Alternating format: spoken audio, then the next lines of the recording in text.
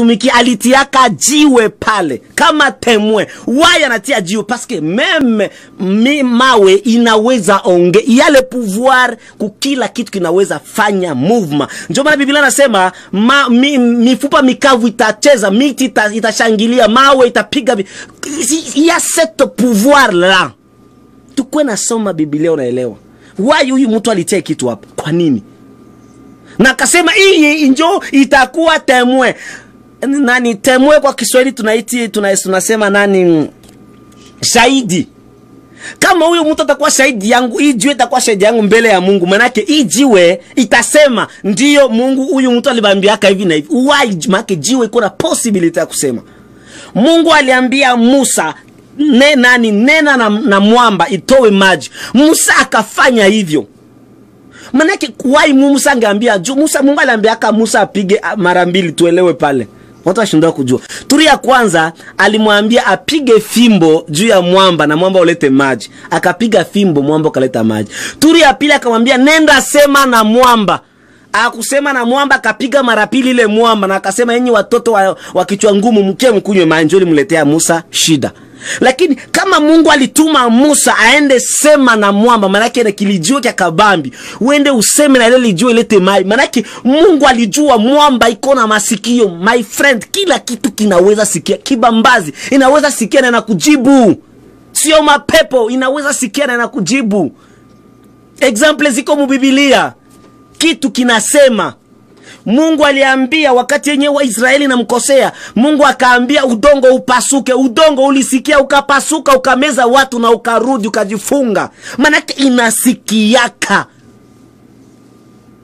Mbele ya neno la Mungu kila kitu kinasikia.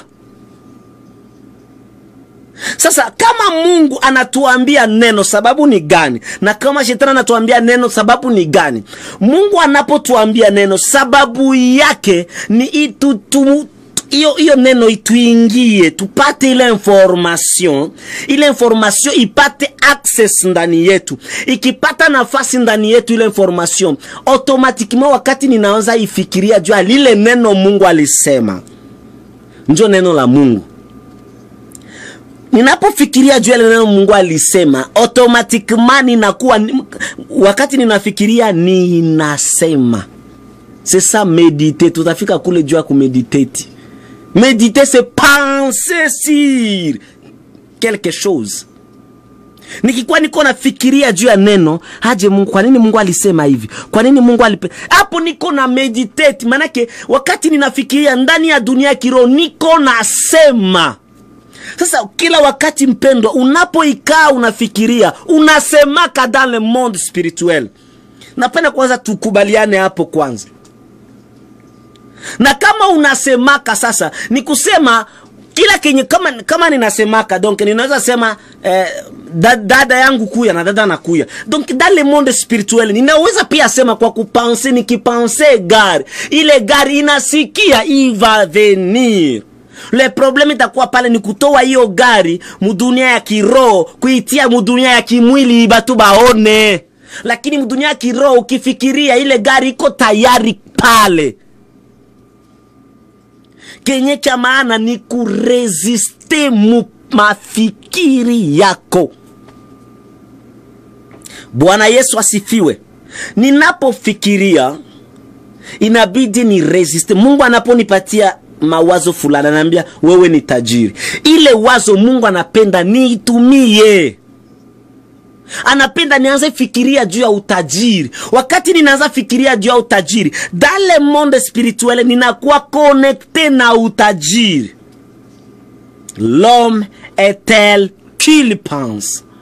Wakati ninafikiria ninakuwa connecté, kuko connection ya pensée yangu na kile kitu kenye niko natafuta. Kuna kuwa connection, na kati kuna kuwa connection maana ninaanza kujiconnecter na kile kitu. Na kile kitu kita obéir pour pouvoir yangu. Kwa sababu c'est seul l'homme a le pouvoir juu ya kila kitu yote. Tulisoma ile Psalm 8. Ukisoma Zaburi 8 utasoma pale shuka pale utasikia Mungu anamwambia mwanadamu. Daudi kwa sema mwanadamu ni nani? Mungu aliumba viumbe mingi lakini ana respect mwanadamu na ananipatia uwezo juu ya kila kitu. Nikusema kila kitu sisi ndio tuna uwezo. Donc nikijiconnecter na utajiri, niko na uwezo juu ya utajiri, na utajiri itaniobeiri kwa sababu ninajiconnecte kwake. Na please ninaanza fikiria sasa iko aje. Wakati uko maskini, par exemple kwa sasa uko maskini unapungukwa na pesa, il faut kwanza ujue mwakili yako au uko maskini uko patron. C'est ça anza kuchanger. C'est ça changer les mentalités. Usikuwa unajiona kuwa maskini, wewe unaanza kuona uko tajiri. Wakati yenyewe unajiona uko tajiri, akili yako inaanza fikiria aje nitapata pesa ama aje nitafanya entreprise. Wakati unaanza fikiria, tukamate mfano wa entreprise, ninaanza fikiria aje nitakuwa na entreprise. Kila sasa unaanza fikiria. Pensez dans le monde spirituel. Pensée yako inajua njia gani utatumia pour que physiquement upate hiyo kitu. Pensée inajua. Sasa wakati yenyewe ninaanza tia pensée mu exercice, ninaanza exercer pensée yangu. Manake kutia kwanza sijui exercice, kufanya mazoezi ya pensée. Naanza zoeza pensée kufikiria jole utajiri. Kila sana fikiria mimi nitakuwa na entreprise, mimi nitakuwa entrepreneur, mimi il faut nifanye entreprise. Kila saa unafikiria ni unaikala saa mzima uko nafikiria. Sasa esprit yako pamoja na pensée zinatuma nguvu. Sasa pensée sasa juisha jiconnecte na entreprise. Pensée ndio inaanza kukupatia sasa manjia ya kufanya. Unasikia tu idea na panda. Hapa mwi village yetu akukuwa kiduka ya matomate. Tukitaka kununua matomate ilifo tunde tununue mu 10 kilometre. Hakuna duka hapa matomate. Ama hapa kwetu kununua tomate mpaka tunde mwinchi jirani. Hapa kwetu kuna matomate. Unasikia wazo na kuambia lima shamba ya tomate. C'est parce que tu as pensé à la richesse que richesse sasa inaanza penser, inaanza kukupatia njia ya kufikia richesse yako. Le problème na kuwaka, tatizo na kwa gani? Wakati mafikiri sasa inakuletea njia ya kufikia utajiri, inakuambia unaona hapa lima shamba ya tomate. Unasikia shetani anakuambia wewe na masomo ulisomeaka ulime shamba ya tomate, usini kujizaraulisha leo mgini. Automatically ukikubali ile shetani alisema, ile utajiri unaipoteza. Bwana Yesu asifiwe. Ninarudilia. Wakati niko concentré, wakati ninajiconcentre, ninaanza fikiria jambo fulani. Ninafikiria kila saa kwa fikiria mimi nitakuwa tu na entreprise. Mimi nitafanya entreprise, il faut nifanye entreprise, il faut nifanye entreprise, il faut nifanye entreprise. Siku moja unasikia tu kuna kia no iko fanya entreprise ya mangu. Ya, faut nifanye entreprise ya mangu. Unaanza fikiria na sasa kufanya mangu ni hai, faut kwenda kununua vitambala labda huku, faut kwenda kununua vitambala labda China ama Uganda, kwa wenye wako Afrika ama mahali fulani ama, mafikiri iko na kia na ikumaka. Wakati unafikiria iko na kupatia ma option à faire, njia za kutumia juu ufike kwa hiyo sasa kitu, juu utuoneshe sisi watu wengine vile benye wako nafikiria. Basi wakati ungali nafikiria kwetu ingali mystère, maana vinafichama hatujui. Kwetu ingali giza, tuoni kitu sisi wengine wanadamu wote mdunia. But wewe uko naona kitu. Wakati unapofikiria kufanya biashara, uko naona hiyo kitu. Uko naona ile izine yako ya manguo, uko naiona itakuwa nafanya manguo hivi. Wakati unaanza fikiria, lakini mumikono uko na zero pesa, uko na $0, 0 francs, 0 pesa.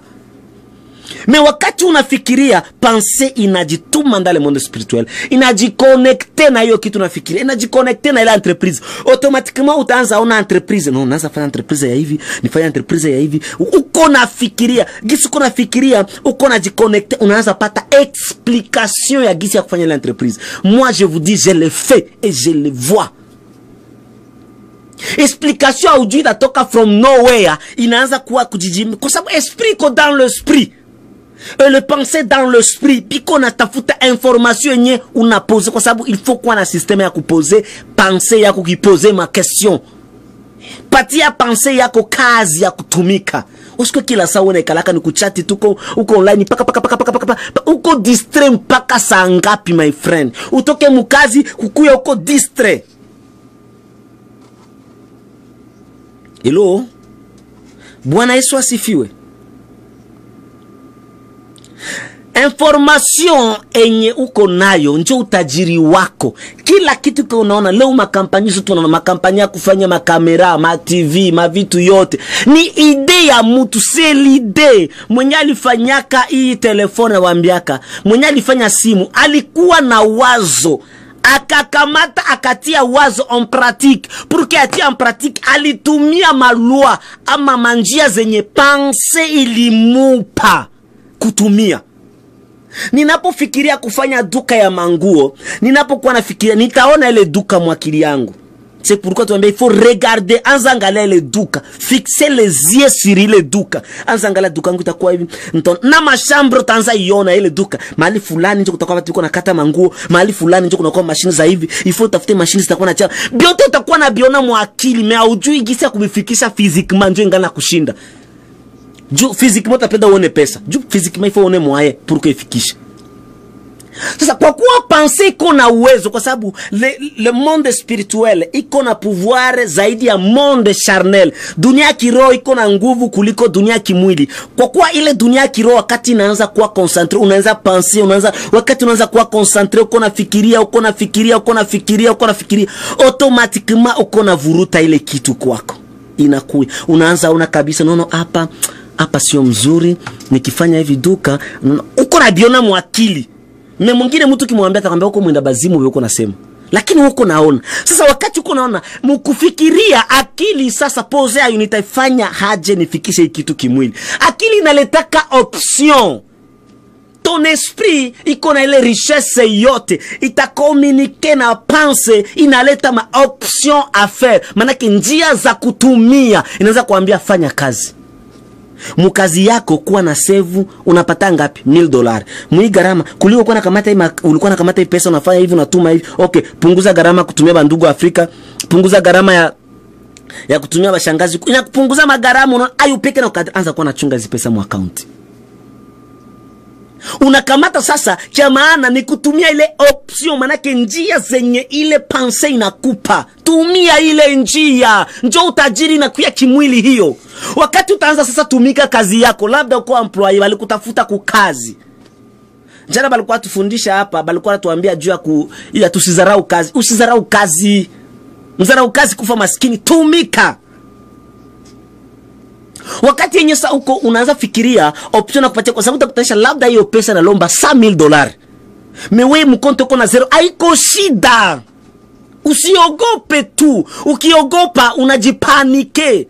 Meshetani yeye atakuonesha hawezi afanya entreprise ya manguo. Una kile kiote kinyumba kia entreprise, kile kiote kinyumba bila utebi mamashini utabifikisha. Ça c'est diable qui a besoin de détruire. Iko na haja ya kubomoa hiyo mafikiri, kwa sababu anajua njia moja anaweza haribu hiyo njia yako. Ni kukuambia ingine mafikiri, ukubali ugeuze mafikiri kufikiria sagisi anataka.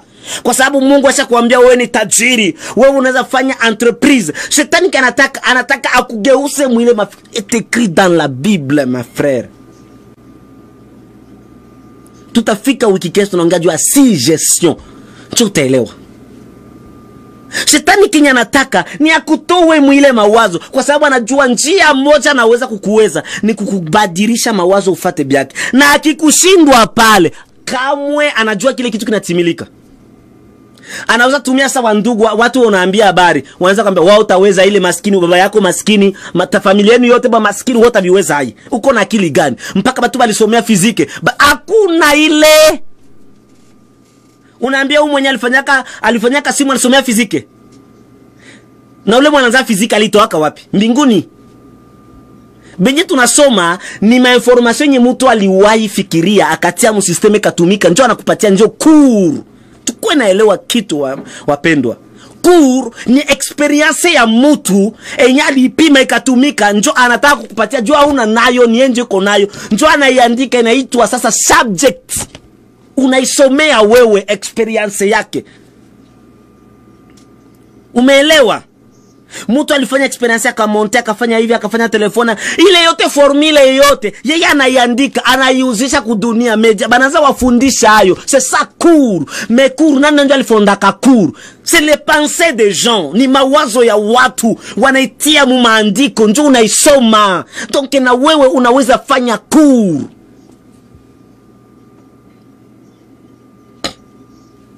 mawazo inapokuja, unapokuwa na pense ko connecte kwa ile entreprise enye unataka fanya, cha muhimu ndugu yangu ni uone ile entreprise iko na ukue convaincu iko. Acha kusikia watu watasema nini. Probleme sio watu, probleme ni wewe. Mtu ana pouvoir ya kuchanger bila unafikiria, tanke uko decide kufanya kitu kwa utajua mu maisha utapata tu changamoto. Hiyo ni must. Ukwe Mkristo, ukwe mpagani, changamoto nazo utazipata. Uache kufikiria, usifikirie ama ufikirie, changamoto tu utazipata. Sasa kwa nini uache? Mkila njia utafanya mu hii dunia. Hii dunia ya Mungu. Hii dunia tuko amo. Changamoto hiyo ni maji ya kunywa. Ni kalanga.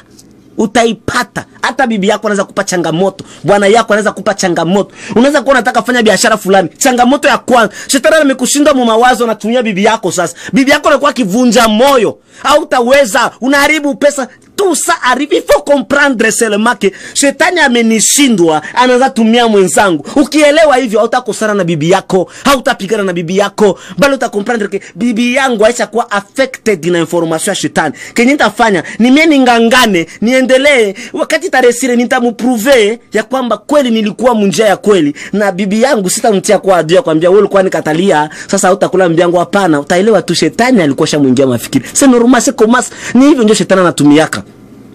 Shetani akikia kwako, ukimuresist anakimbia. Sema andiko. Anapokimbia anatumia njia zingine kwenye anaweza kukuweza, kwenye unaweza kuwa faible. Ama bibi, ama watoto, ama shangazi, ama nani. Wavunje hiyo, kwa sababu anajua ukiresire utaona utukufu wa Mungu na utamheshimu Mungu. Lakini ukishindwa utaona Mungu hayupo. Bwana Yesu asifiwe. Donc wazo linapokuja, unasikia uko na wazo fulani, cool down, kuwa pose. Acha kuwa pose. Uko na wazo, ninaweza kufanya entreprise mangu. Ukiona tu wazo umekufikia, my friend, na kuhakikishia ile entreprise 100% uko na uwezo kuifanya. Ukiona niko na entreprise, na uwezo kufanya entreprise ya mifugo, ya kufanya mifugo mashamba. Kama tu wazo imekuja, ama kama Mungu amekuambia, mkuanza fikiria umeona wazo fulani hata mkikupatia, bakikuambia sema unaona mwazo yako unaweza tengeneza kitu, unaweza tengeneza meskalia kwenda mwewa mbinguni. Kama wazo nakuya, pense seulement, acha kuachilia. Parce que la Bible dit tout est possible à celui qui croit. Pense seulement. Usifate le pensée négatif. Ukifikiria uyakufa kitu, sungali wewe. Fikiria. Pense. Fikiria ndugu yangu. Acha kuwa mzaifu wa kufikiria. Acha kupenda kila saa kulala, kupenda kila saa kuchati, kupenda kila saa kukula, kupenda kila saa ambiance. Kuwa na time ya kufikiria kwa mtu gani wewe unaikala kila saa ni kulala na kuchati. Chatu kwa mtu gani? Mvivu, mpenda Biblia inasema mara ngapi jua watu wanapenda usingizi? Ni maskini. Biblia inasema mpenda usingizi ni maskini. Anayependa usingizi atakufa maskini. Biblia inasema mwenye bidii hata uteka mji. C'est ça la Bible. Mwenye bidii atakula na mfalme. Ni Biblia inasema. Lakini mwenye kupenda usingizi atakufa maskini. Ili uteke mji, kuwa na bidii. Bidii ni kupense. Pose pense yako. Fikiria. Wakati unafikiria, ile pense inaanza kuya. Unafikiria, unaanza, utakutanisha leo unaanza fikiria, hauna information ko full. Na kwa maana wakati unafikiria, unapata ile ma conclusion. C'est comme ça je fais. Andika ile ma conclusion. Okay, naweza fanya entreprise ya hivi, nitaifanya hivi, inabidi kuwe iko hivi. Hata kama unaweza kifikia kuifanya miaka 10, ça n'est pas problème. Usiwaze ma entreprise ya kabambi ili kuyaka limoa pupu. Biblia inasema pesa zenye zinaingia kwa haraka zinaisha haraka, lakini enyewe unaenda na save pole pole, ushindi wako unapanda na uitashuka. Watu walifanya mambo makubwa ni wenyewe walipanda pole pole. Haiko ile ya pupu, ni pete ya baba na mama. Sini buchau unataka, sini bulozi unaanza taka. Wende pole, pense, usikuwa haraka na juu. Ukienda na pense yako mbaya, ukifikiria vibaya utaproduire vibaya. Atuproduira vibaya kama tuyafikiria vibaya. Donc acha kuwa na pupa ya kufikiria mbio mbio. Kuwa pose, kuwa na uhakika, rudilia ile pense. Unafikiria papa leo nilifaa saa 2 niko nafikiria juu ya point, nikakamata ma point, nika notice point fulani, points fulani. Kesho kia tena rudilia ile point, soma hazo, anza tena kufikiri. Utaona tena akili kwanza nakupatia ma voler ama le chemin. Na zile manjia zenye akili kwenda kupatia zile, unaona fanya hivi, ya unaweza fanya hivi. Sasa wakati unaweza kutanisha akili inaweza kupatia njia za kutumia. Juu upate pesa inaanza kuambia kwanza save. Uko natumika save.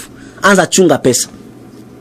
Usijione je una kazi, akili inaanza kuambia okay sawa, uende una mtu fulani. Hii ide patia mtu. Unaweza kutanisha naambia patia mtu ide fulani mwana. Niko na project niko hata nifanye hivi. Ile mtu kusikia ile project anakuambia nitakufinance. Pourquoi Dieu sasa Mungu esprit yako inatafuta kumjua jua ukienda ambia ile ulikiobeire kwenda kuambia patron fulani par exemple sikuambia ndefa vile. Wewe ambia fulani kuseti par exemple kusema tuko Bulaya. Esprit inaweza kuambia unaona hii na hivi na hivi na hivi anza chunga pesa. Unasikia tunaanza chunga pesa, unaanza chunga tu pesa, uko natumika unachunga pesa. Wewe na uko naenda unafikiria juu ya projet yako. Nitaifanya hivi. Acha kujibouleverse kwa sababu wakati unakuwa concentré mkitu, ndio shetani analetaka vitu yako kudeconcentré. Maki uko na focus, uko nachunga pesa juu ya unasikia magonjwa unaanza lamuka. Shangazi aligonjwa. Mtata aligonjwa. Kuwa concentré, acha kujideconcentré. Juu ya nini? Shetani anapenda uvuruge ile case, uvuruge benye uko. C'est ça le mission ya diable. Biblia sema shetani anakuja kwa kuharibu, kwa kubomoa, anakuja haribu. Bien écrit. We acha ungekuwa kwa kimudunia ile problema ingepata solution. Kuwa concentré. Ni kuambia ndugu yangu, ukikuwa tajiri unaweza saidia wa ndugu zako sana kuliko gisiko maskini. Kumbe jiconcentre kwanza ufanye kitu kia maana. Tu vas aider alors ta famille, tes frères, tes amis, ubarafiki utawasaidia sasa vizuri kuliko gisi huko. Concentre-toi. Acha kusikia habari za kuna kule. Concentre, fanya kitu my friend. Sasa wakati unakuwa concentre, unaanza chunga pesa, unakuwa na chunga pesa, fanya hivi, chunga pesa, fanya hivi, uko na chunga pesa, utaanza kutanisha na uko naendelea kufikiria. Unafuata gisi mafikiri kwa kupatia ile mlolongo wa mafikiri. Na uko unakutanisha wakati mwa mafikiri kwamba okay, na hizi pesa na hii story yako ya nani, histoire de crédit ushete ulitengeneza hivi, uende ku bank. Waambie wange kupatia hivi. Kitu kingine il faut risquer. Uende ku bank. Kwa sababu wewe njoo tu peke yako unaamini kama uko na kitu fulani mwakili kinaweza fanyika. Ni wewe njoo unaamini, usifikiri ukiniambia mimi naweza kama my friend. Hiyo sasa unataka nikali hiyo. Utashindwa. Juu mimi siko connecté par cette information konayo. Ni wewe peke yako unaweza tembea. Unaweza kutanisha kwenda ku banki kusema limoya na wanakukubali. Juu ya nini? Esprit ndio ilikupreparere njia za kufanya. Ulizie ubeire ukachunga kwamba tengeneza histoire de crédit, tengeneza hizi, kamata pesa yako, kamata na buloni, nunua nyumba ama nunua gari ama tengeneza entreprise. Unakutanisha unafanya entreprise yako.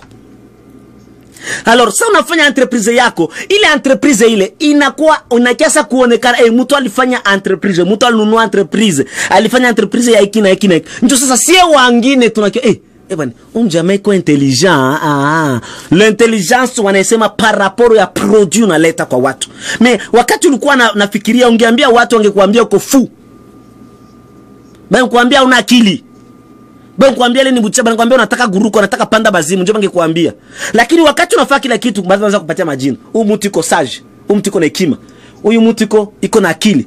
Huyu mtu antuka anajua kufikiria. Banaanza kupatia sa titre. Njoo nakwambia hivi, la gloire ni resultat ya kazi ulifanya. Njoo wanaitwa gloire, utukufu ni resultat ya kazi ulifanya. Yesu alifanya kazi fulani ya kutukokoa, ya kutukomboa. Njoo akapata gloire, utukufu ambaye yeye alipewa na Baba. Na wewe ukifanya kazi, ile kazi yako, resultat ya ile kazi inaitwa gloire. Njoo utukufu, heshima unapewa na watu. Pensez après être convaincu. Ndio tutafika kufua, tutafika imani ni nini, utaelewa mbele kwa uelewa hapo tukielewa imani na ndio tutakwambia sasa fanya. Après mafundisho tunakwambia uende fanya entreprise. Unaweza fanya, unaweza hoa, unaweza il faut penser. Hawezi hoa mwanamke kama mwanamke ni pas dans tes pensées. Akikuwa dans tes pensées, hata kama ndio unakutana kati tunakimbia, hata kama ni mtoto wa Turdo, ni mtoto wa premier ministre, mtoto wa president, usiogope kama ule unaona neza kritere zako. Na usimupende juu ya sentiment na kuya ni juu ya utajiri waka, kwa sababu ninapenda. Na kama unapenda pense itakupatia njia za kufanya juu ufike. Tumia hizo njia, siogopi soda. Ulizaliwa limoya na utakufaka limoya utakufa mara pili. Kwani ukikufa shida iko wapi? Ukikufa shida iko wapi? Unafikiria utakufaka? Mbefanya kile unataka ufanye. Ni heri ukufa ukifanya. Il faut mourir en essayant. Kufa ukijaribu kuliko kufa bila kujaribu. Hiyo ndio ujinga wa kupindukia. Bwana Yesu asifiwe. Na ile kitu kienda mu volonté, Wakati unafikiria ile sasa uanze kuitumikia, inaenda mu volonté, kutaka. Ile kutaka ndio unaanza chunga zile pesa. Unaanza chunga pesa. Wakati unaanza chaka ndio sasa roho yako nayo inatuma force. Force yenyewe itakuleta iko positive. Yenyewe itakusaidia kupata pesa ya kufanya kile kitu. Kupata watu wazuri watakuconnect kufanya kile kitu. Kupata watu watakusaidia kufikia. Ni kwa sababu unakubali, volonté imekubali. Lakini je peux penser volonté yangu haikubali na siwezi weza fanya entreprise. Hata kama nafikiria make volonté imekatala, na kama volonté na katala hata ufikiria utapata kitu. C'est pourquoi volonté na pensée wanakuwa wanatumika pamoja. Faut kubaliana na biako. Il faut believe yourself. Tu believe wewe mwenyewe, crois en toi-même. Jiamini. Jiamini peke yako. Amini kile kile unafikiria kufanya. Mwenye studio angefikiria, angepata. Leo mimi unanipata kwa sababu kuna mtu alifikiria kufanya kitu, angejiamini, haungenisikia leo, haungeniona leo. Alijiamini, mbona inakuwa? Amini, jiamini ndugu yangu. Try. Na kila kitu uulize kila mtu mwaliwahi resire. Kwa nafanya nini wakati ma recherche? Kuna patron aliresire hai. Huyu aliresire. Utakutanisha kila mwa resire alifanya hivi, alistruggle. Alistruggle mwaka wa kwanza, wa pili, hata miaka 5 nakwambia nilifanya hivi juu ya entreprise simame. Mesa inasimama inamupa heshima dunia mzima. Sasa unafanya tu, unapenda tu kufanya kitu leo vendre entreprise leo mwa wako kuita millionaire. Ama ni dawa. Ama ni buchawi unatafuta. Ngangana kukitu, ingiza kidogo save. Ngangana build kitu yako, build kitu, kuna siku itazaa. Na dunia itasema hakika kuna mtu amefanya kitu mwi dunia. Sasa tusome kwanza Mathayo 11. Tusikie aje mwili na ukasana kia reagire kufanya ile kitu. Tusome Mathayo 11. Mathayo 15. Mathayo 15 tunasoma 11 nasema. 11 nasema hivi Mathayo: sikilizeni mfahamu, sicho kiingiacho kinywani kimtiacho mtu unajisi, bali kitokacho kinywani ndicho kimtiacho mtu unajisi. Bwana Yesu asifiwe. Biblia inasema, j'aime beaucoup la Bible. Biblia tunaisoma kama Mariange ni kuambia wa ndugu zangu. Biblia inasema aje? Sio kila kenye kinamwingia mtu ndio kinamharibu mtu. Bali kile kenye wewe utareact kile ndio kitakuharibu. Decision yako ndio itakupa heshima ama ikuzaraulisha. Ni decision yako. Watu 1000 wanaweza kuja hapa, wanaweza wewe ni mwarani tusi mavitusi vyote wenyewe wanajua. Lakini dunia mzima itakuwa iko naangalia hivi, ione nitareact haje. Ni kusema vile venye wale watu wanasema havitasumbua dunia. Dunia itaangalia vile venye nitareact kwa hiyo shida imekujia. Bila kile kenye nitasema ndio dunia itajua kunyama mtu yuko na hekima ama mtu mwingine mjinga wa kupindukia. Watu wanazani tukana, na mimi ninaelewa watu tayari wameshakamata mtego ya shetani. Shetani anakuwa ananitarget juu kitu mwa ujue ni aje. Ndugu yako akianza kuja kwa nia mbaya, usimuone ile ndugu kuwa mbaya, bali uelewe huyu ndugu yangu ashakuwa affected na mafikiri ya shetani. Shetani ashamuaffect kwa mafikiri. Sasa shetani anakuwa na target mimi, sio juu yeye ashakamatiwa tayari. Mwenye shetani anakuwa na target sio yeye tayari ameshashikwa. Hata kama ni bibi yako, anakuwa kupatia bwana yangu mimi sitaki project yako. Unaona project inamaliza pesa nyumbani. Hii project ujue bibi yako hana shida, ujue tu bibi yangu ashakuwa affected. Mwenye shetani anakuwa anataka sio bibi yangu, ni mimi sasa nianguke. Lakini gisi utajilinda, gisi utaprotect hiyo jaribu, ndio itakupatia daraja. Ndio maana Paulo anasema tunapopita kwa jaribu tunapanda daraja. Manake watu hata wakuje, hata kukuje kitu kibaya gani, akiwezi kukuharibu. Inaweza kia information kwa nguvu, unaweza imanage kwa sababu una uwezo wa kumanage. Inaweza kuwa habari ya makali, unaweza imanage, but enye unaweza react wewe ndio utasema unaye bwana alijibia sa mtu mwa kwenda kwa masomo kabisa. Venye amefanya ni heri mjinga. Hawataona bebe alikufanyizia, but asema be unaamua kwa sababu labda heshima uko nayo kwa watu. Maandiko yanatuambia kwamba hakuna kitu kinaweza ingia ndani kukuharibu, but kenye kinaweza toa kitakuharibu. Ninaweza pata information haiwezi kuniharibu, bali yenye nita react ndio za kuniharibu. Ndio maana ifo kuangalia information gani naweza tumia. Bwana Yesu asifiwe. Sasa wakati ninapata information habari ama habari, yes, wakati napata habari ninaitumikia ile habari, ninaanza kujiconnect. Sasa kisi niwaambia nishapata, Mungu ashanipatia habari kwa tajiri, anaanza kwambia wewe kwa entrepreneur unaweza kufanya entreprise wewe. Unaanza fikiria, unasikia wazo na kiasi ufanye entreprise ya manguo. Sasa kisi nilikuambia unaanza fikiria. Sasa wakati unafikiria unakuwa convaincu, unaanza labda kutumia sasa njia zenye roho inakuambia ama njia zenye nafsi inakuambia fanya hivi. Ukianza ili utumie sasa, ili mwili ya obeire, inabidi sasa roho yako juni, kisha vile napata pale nikikuwa convaincu ndio pale volonté ama kutaka na kutokutaka ikikubaliana nayo inaamsha sentiment nini? Sentiment ni furaha ya kufanya hiyo kazi yenyewe nataka nifanye. After pale vyote vikiamuka, roho yako itatuma nguvu dans l'esprit. Et l'esprit, il t'a dégagé nguvu, kwa sababu c'est l'esprit qui anime le corps. Nishamwambia kitu sana. Hii mwili yako inakuwa tutaona ndani ya magonjwa, njoo ai mtu anagonjwa ka. Kwa nini magonjwa tukamata? Kwa sababu c'est l'esprit qui anime le corps. Esprit agonjwa kimwili ndio anagonjwa, lakini esprit ndio inanimaka hiyo magonjwa. Bwana Yesu asifiwe. Tusome kwanza tuone aje esprit inaweza anime. Tunakuwa na verse moja haraka hapa, acha tusome ya Mwanzo. Tunasoma Mwanzo moja, tunasoma Mwanzo 2:7 inasema hivi. 7 inasema hivi, Mwanzo 7 inasema ya kwamba Bwana Mungu akamfanya mtu kwa mavumbi ya ardhi, akampa ulinzi, pumzi, akampulizia puani pumzi ya uhai. Mtu akawa nafsi iliyo, l'homme devient un esprit vivant. Donc pour que mwili ipate uhai, hii mwili juu ipate uhai, juu ifanye action, inabidi esprit ikuwe, esprit dégagé force. Acha tusome verse nyingine hapa. Acha tusome, nitaisoma kwa Kifaransa, nitasoma verse zingine mbili kuhusu kuanime, juu napenda hapo tukubaliane juu ya kuanime.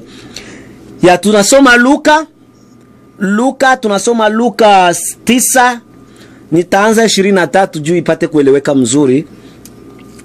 Na 23 inasema 53, sorry. 53 inasema, Luka 9:53 inasema hivi: mais on les reçut pas parce qu'il se dirigeait sur Jérusalem. Les disciples Jean et Jacques voyant cela, diraient: Seigneur, veut-il que nous commandions que le feu descende du ciel et les consume? Jésus se tourna vers eux et les réprimandait en disant: vous ne savez de quel esprit vous êtes animés. Amujui ni roho gani kuna wanime. Maana c'est l'esprit qui anime. Hapo ni Yesu alikuwa ataka aende mugini fulani mbele ya kufika. Ukifika hapo jo mu 24 asema ni mugini wa Samaria. Alikuwa ataka aende tulia pale, jo alikuwa anaenda Yerusalemu. Wakatala kumkaribisha. Wanafunzi akasa tulombe moto ishuke ichome Samaria yote hapa. Yesu akamwambia bwe, amujui ni roho gani iko na waanime. C'est l'esprit qui anime le corps. Pour que corps ifanye mouvement, tufanye vitu, il faut esprit muanime. Acha tusome ya verse ya mwisho kwa siku ya leo, ndio tufanye tuangalie kisa kumalizia. Verse ya mwisho tunasoma Peter wa kwanza, Pierre wa pili, Peter wa pili 1:21 nasema hivi: car ce n'est pas par une volonté d'homme qu'une prophétie a jamais été apportée, mais c'est poussé par le Saint-Esprit que des hommes ont parlé de la part de Dieu. Donc il faut qu'il soit poussé pour que nous parlons de la part de Dieu. Donc l'homme anakuwa poussé na esprit, iko anime na esprit. Sasa wakati yenyewe ninakubaliana na kitu, nikikubaliana na kitu ninakuwa convaincu, conviction na ndio conviction, ndio volonté natumika. Volonté kisha tumika, sentiment zinaamuka kufanya ile kitu, roho yangu inatuma force ya kuanime ile kitu. Kama hiyo kitu ko positif, roho ya Mungu nayo ina support. Na kama hiyo kitu ni negative, ni roho yangu njoo itaanime mwili. Kama ni kwenda kufanya usharati na bibi ya watu, sio roho ya Mungu itasupport kuna hapo. Mwatatuma ile force ya mie kutembea, nipande gari niende kwa watu ama niende kwa hotel, ni roho yangu inaanime sasa, kwa sababu kazi ya roho ni kuanime. Medie Mungu anakuwa kana tu support kumema, njo roho yake ina support. Unataka fanya entreprise juu saidie, kwa sababu entreprise kufanya unasaidia pia community. Kutoa munjalo unapatia watu watoke mkristo wakwe na kazi. Na wakati unakuwa na hiyo pensée unaanza fanya l'esprit de Dieu ina anime hiyo kazi yako. Njoo unaona mission yako unafanya. Hiyo njoo kufunjo maombi yote. Fo kuomba, kuona hiyo kitu yenye uko naomba, ifo kuiona. Ninaomba, kuomba ni kuzungumza na Mungu. Uko nazungumza na Mungu, unaona hiyo kitu unataka. Wakati unaona hiyo kitu unataka, unakuwa na communicate na hiyo kitu, unakuwa na iona, utaona inakupatia njia ya kuresir. C'est comme ça tu vas réussir. Hiyo ni machache tulikuwa nayo siku ya leo. Wiki inakuja tunaenda saa la suggestion. Pendekezo. Bwana Yesu asifiwe. Kitu kutakamata ni kwamba chunga, ninarudilia, chunga pensée yako. C'est la seule richesse que Dieu t'a donné. Tajiri mmoja Mungu alikupatia ni akili yako, chunga hayo. Na kile kenye unapoona idea kikupanda juu, kisikia wazo na kufikia, tumikia lile wazo. Kama unaona liko mbaya, katala hilo wazo.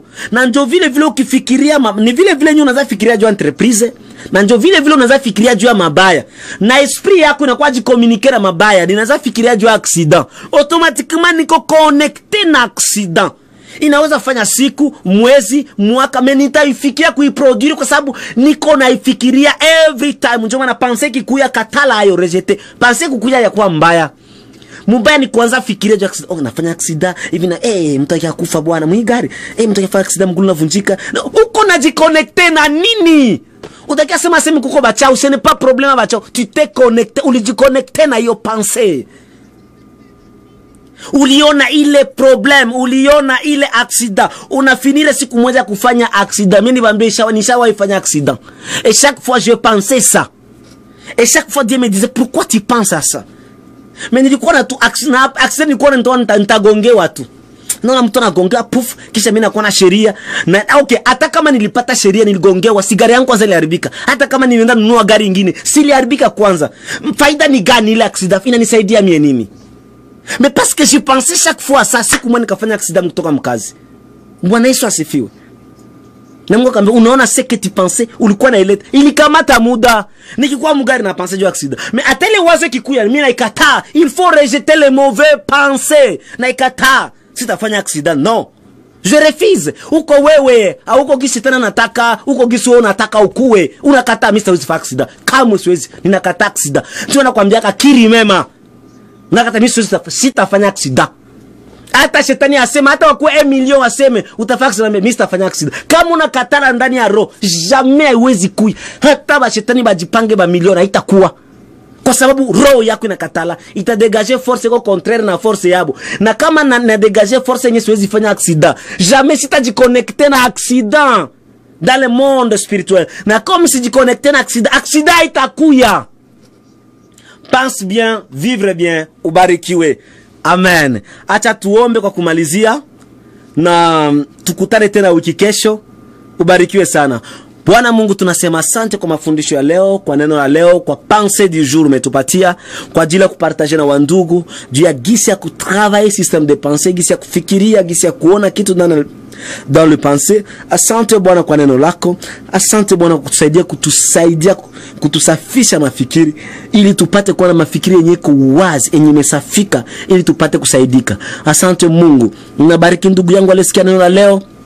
Acha Mungu neno ili ende kumsaidia, akuwe na nouvelle system, akuwe na modele ya mpya ya kufikiria, akuwe na kama yote yawezekana, akuwe nafanya mafikiri mabaya kikuya anaikataa kwa sababu ana uwezo wa kukataa hiyo fikiri mbaya. Asante Bwana kwa kutusaidia kwa maneno yako, ni katika jina la Yesu Kristo ninabariki kila ndugu yangu, natakia weekend njema kwa kila umoja katika jina la Yesu Kristo nakuamini. Amen. Mbarikiwe sana, muwe na wiki njema, wiki ya furaha, wiki ya amani katika jina la Yesu Kristo. Amen.